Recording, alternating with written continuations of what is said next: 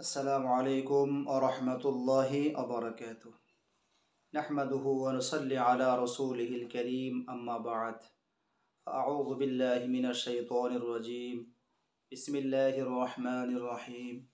الحمد لله. সম্মানিত ঈমানদার মুসলমান ভাই বোনেরা, দেশের এবং দেশের বাহির থেকে যে যেখান থেকে আমাদের এই ভিডিও দেখতেছেন তাদের সকলকে আন্তরিক মোবারকবাদ এবং প্রাণঢালা অভিনন্দন। সম্মানিত দ্বীনী ভাই বোনেরা, আজকে আমাদের আলোচনার আলোচ্য বিষয় হচ্ছে যে জিন রোগীর শরীরে পোকার মতো হাঁটে তার চিকিৎসা। বন্ধুগণ, প্রথমে আমরা আলোচনা করব যে রোগীর শরীরে জিন পোকার মতো হাঁটে তার কিছু লক্ষণ। প্রথমে আমরা লক্ষণ নিয়ে আলোচনা করব, এরপরে আমরা চিকিৎসা পদ্ধতি নিয়ে আলোচনা করব ইনশাআল্লাহ তাআলা। তাহলে আসুন আমরা মূল আলোচনায় চলে যাই। 1 নম্বরে, জিন মানুষের শরীরে পোকার মতো হাঁটে। এর কারণ কি? কারণ হচ্ছে একটা মানুষের উপরে যখন দীর্ঘদিন জিনের আনাগোনা বা মানুষের সাথে জিনের সম্পর্ক, জিন তাকে ভালোবাসে। একটা মানুষকে জিন ভালোবেসে তার শরীরে প্রবেশ করাতে 1 বার 2 বার 5 বার 10 বার আসা যাওয়া করার কারণে সেই জিনটা রোগীর শরীরে বাসা বেঁধে ফেলে। তখন সে রোগীকে ছেড়ে যেতে চায় না, কারণ তার থেকে সে মজা নিচ্ছে, তার দেহের ভিতরে বিভিন্ন ধরনের ক্ষতি করে এবং তার থেকে বিভিন্ন ধরনের সুখ সে নেয়। এই জন্য সে রোগীকে সে স্বেচ্ছায় ছেড়ে যেতে চায় না বা যায় না। আবার কখনো কখনো দেখা যায় তান্ত্রিক কবিরাজ শত্রুতা পোষণ করে, কুফরি করে মানুষের শরীরের সাথে জিন লাগাই দেয়। মানুষের শরীরের ভিতরে জিন আটকিয়ে কুফরি করে দেয়। তখন ওই জিনটা আর বের হতে পারে না। তখন ওই জিনগুলা মানুষের শরীরে বিভিন্নভাবে, বিভিন্ন পদ্ধতিতে, বিভিন্ন আইটেমে ক্ষতি করে থাকে। সেই ক্ষতির মধ্যে একটা হচ্ছে, অনেকগুলো লক্ষণ, সেই লক্ষণের মধ্যে একটা লক্ষণ হচ্ছে ওই জিনগুলা মানুষের শরীরে পোকার মতো হাঁটে। সারা শরীরে পোকার মতো কি যেন বিড় করে হাঁটে। নাম্বার 2 হচ্ছে কখনো কখনো সুই দিয়ে খোঁচা মারে।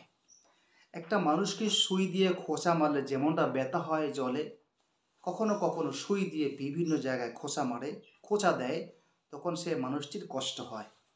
নাম্বার 3 হচ্ছে কান, চোখ, নাক, গলা, লজ্জাস্থান, মলদ্বার প্রায় সময় চুলকাতে থাকে।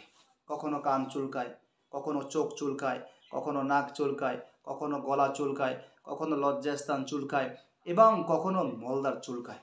চুলকাতে দেখা যায় রোগীর অবস্থা 12টা বেজে যায়। আবার কখনো দেখা যায় 4 নম্বরে, কখনো দেখা যায় সারা শরীরে বিভিন্ন জায়গায় চুলকায়। এমন অ্যালার্জি যে চুলকাতে চামড়া উঠে যায়, কিন্তু চুলকানি শেষ হয় না। নাম্বার 5, পেটের ভিতরে কি যেন নড়াচড়া করে।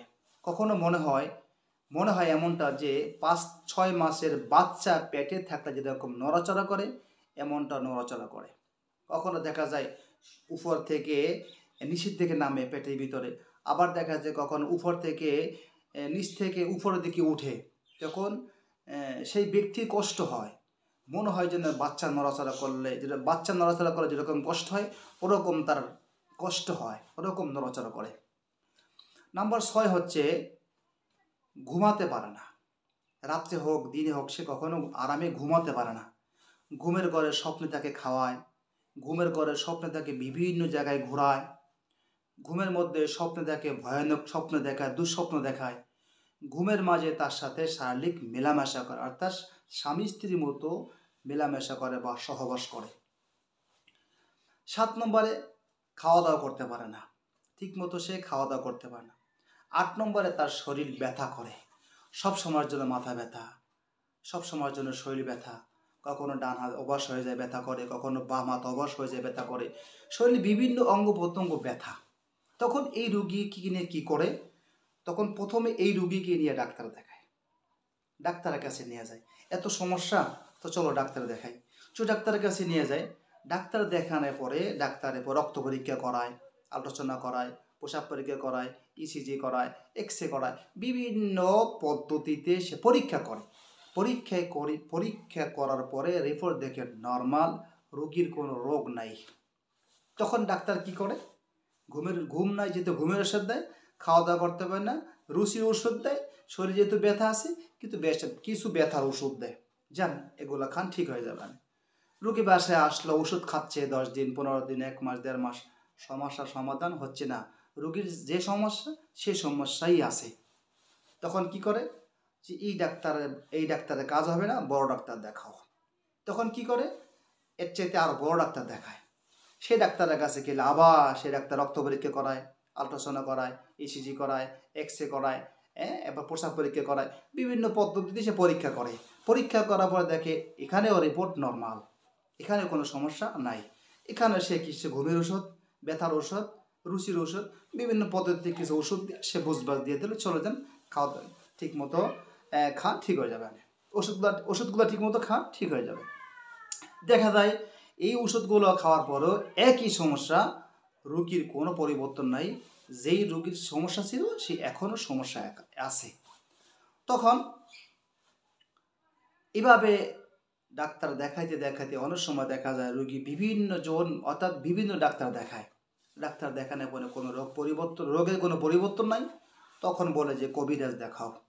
ডাক্তার যখন কোনো রোগ পাচ্ছে না তখন কবিরাজ দেখাও। তো কবিরাজের কাছে নিয়ে যায়, কবিরাজ সাহেব দেখে বলে আপনার আলগা সমস্যা আছে, উপরি সমস্যা আছে। তখন কবিরাজ সাহেব কি করে? তেল পড়া, পানি পড়া, তাবিজ কবজ, ঝাড়ফুঁক করে, রুকাইয়া করে। তো তেল পড়া, পানি পড়া, তাবিজ কবজ দেওয়ার পরে, এগুলা ব্যবহার করার পরে রোগীর সমস্যা আরো বেড়ে যায়। আগেই ভালো ছিল, তাবিজ দেওয়ার পরে জ্বালা পড়া শুরু হয়েছে আরো বেশি। তেল পানি পড়া ইউজ করার পর থেকে আরো সমস্যা বেড়ে গেছে। আগে সমস্যা করতো মাঝে মধ্যে, এখন 24 ঘন্টাই সমস্যা করে। এখন রোগী আরো পাগল হয়ে গেছে। এখন কি করবে? এই কবিরাজ পরিবর্তন করে, এই কবিরাজের কাজ হবে না, বড় কবিরাজ দেখাও। যায় আর এক কবিরাজের কাছে, সে দেখে বলে চালান জিনের সমস্যা আছে বা রক্তের সাথে জিন মিশে গেছে। সেও তেল পড়া, পানি পড়া, ঝাড়ফুঁক করে দিল, ব্যাস রোগী বাসায় চলে আসলো। ব্যবহার করতেছে, ইউজ করতেছে, কোনো পরিবর্তন নাই, সমস্যা আরো বেড়েই যাচ্ছে। এখন আমার প্রশ্ন হচ্ছে, ডাক্তার রোগ পেল না, ডাক্তারই তো রোগ না, ডাক্তার রোগ পাবে কিভাবে? কবিরাজি সমস্যা, জিন আছে বলছে, উপরি সমস্যা আছে, আলগা সমস্যা আছে, চালানি সমস্যা আছে, রক্তের সাথে মিশে গেছে। এখন এর চিকিৎসা কি? তেল পড়া, পানি পড়া, ঝাড়ফুঁক? নো, এটার চিকিৎসা এটা নয়। এর চিকিৎসা হচ্ছে সমস্যা শরীরের ভিতরে জিন রক্তের সাথে মিশে গেছে, অথবা কুফুরি করে, তান্ত্রিকেরা কুফুরি করে জিনটাকে তার শরীরের ভিতরে বেঁধে দিছে। এখন ওই কুফুরি কেটে এই জিনটা যতক্ষণ পর্যন্ত রোগীর শরীর থেকে বের করা না যাবে ততক্ষণ পর্যন্ত এই রোগীকে সুস্থ করা যাবে না। কিয়ামত পর্যন্ত ডাক্তার দেখাইতে পারেন, কবিরাজ দেখাইতে পারেন, কিন্তু মাগার রোগী সুস্থ করতে পারবেন না। কেন পারবেন না? রোগীর শরীরে জিন আটকা আছে, জিনকে রোগীর শরীরে বেঁধে দেওয়া হয়েছে, অথবা জিন রোগীর শরীরে রক্তের সাথে মিশে গেছে। এখন ওই জিনটাকে বের করতে হবে, এটাই হলো মূল চিকিৎসা। তাহলে আসলে আমরা এখন চিকিৎসার পদ্ধতি নিয়ে আলোচনা করি। এরকম সমস্যা যদি আপনি ভোগেন অথবা আপনার কোনো রোগী ভোগে, এর চিকিৎসা বা সমাধান কি?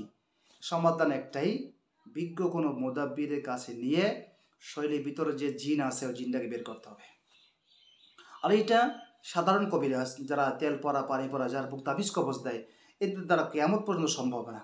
যারা বিজ্ঞ, যাদের আল্লাহ প্রদত্ত কিছু মেহমান আছে বা মুমিন জিন এবং মুহাক্কেল আছে, ওই সমস্ত মুহাক্কেলের মাধ্যমে ওই মুহাক্কেলগুলা রোগীর শরীরের ভিতরে ঢুকিয়ে দিয়ে, রোগীর শরীরে প্রবেশ করিয়ে ওই জিনগুলা বের করতে হবে।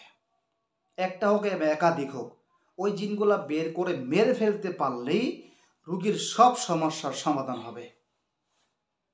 তাহলে এরপরে আমি যে পদ্ধতি চিকিৎসা করি সেটা হচ্ছে, আমি মুহাক্কেলের মাধ্যমে পরীক্ষা করে আগে দেখি যেটা চালান জিন কিনা, কুফরি করে আটকিয়ে দিয়েছে কিনা, অথবা রক্তের সাথে মিশে আছে কিনা।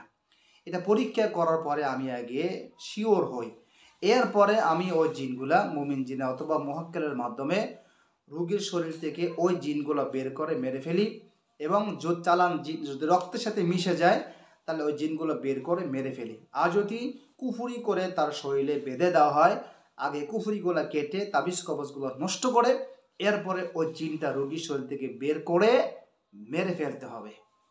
এরপরে যদি আপনি তেল পড়া, পানি পড়া, তাবিজ কবজ ঝাড়ফুঁক করেন, এর দ্বারা রোগী সুস্থ হয়ে যাবে। রোগীর শরীর থেকে জিনটা বের করলে তেল পানি পড়া ইউজ না করলেও রোগী আস্তে আস্তে সুস্থ হয়ে যাবে। কিন্তু রোগীর রক্তের সাথে জিন মিশে আছে অথবা চালান জিন রোগীর শরীরে আটকিয়ে দেওয়া আছে বা কুপুরি করে রোগীর শরীরে বেঁধে দিছে, সেক্ষেত্রে আপনি তেল পড়া, পানি পড়া, ঝাড়ফুঁক, তাবিজ কবজ, ওষুধ এর দ্বারা এগুলো ইউজ করলে, ব্যবহার করলে এর দ্বারা রোগী সুস্থ হবে না। তাহলে বন্ধুগণ, আজকে আমাদের মূল আলোচনার আলোচ্য বিষয় ছিল যে জিন রোগীর শরীরে পোকার মতো হাঁটে অথবা যে জিন রোগীর শরীরে বেঁধে দেওয়া হয়েছে বা রক্তের সাথে মিশে গেছে, সেই জিনটাকেই রোগীর শরীর থেকে বের করতে হবে। যদি রোগীর শরীর থেকে জিনটাকে বের করা যায়, অনায়াসে কিছুদিনের মধ্যেই রোগী সুস্থ হয়ে যাবে। আর যদি আপনি জিনটাকে বের করতে না পারেন, তাহলে আপনি ঝাড়ফুঁক, তাবিজ কবজ কিয়ামত পর্যন্ত রোগীকে ব্যবহার করালেও রোগীর সমস্যা আরও বাড়বে, বরঞ্চ বাড়বে, কমবে না। তাহলে আমরা আজকের আলোচনার দ্বারা এটাই বুঝতে পারলাম যে জিন রোগীর শরীরে পোকার মতো হাঁটে, সেই জিন রোগীর শরীর থেকে বের করতে হবে। যেই জিন রোগীর শরীরে রক্তের সাথে মিশে গেছে, সেই জিন রোগীর শরীর থেকে বের করার পরে তাবিজ কবজ, তেল পানি পরে ইউজ করতে হবে। তাহলে রোগী অল্প দিনের ভিতরেই সুস্থ হয়ে যাবে ইনশাআল্লাহ। বন্ধুগণ, আজ এ পর্যন্তই। পরবর্তী ভিডিও আসার আগ পর্যন্ত ভালো থাকবেন।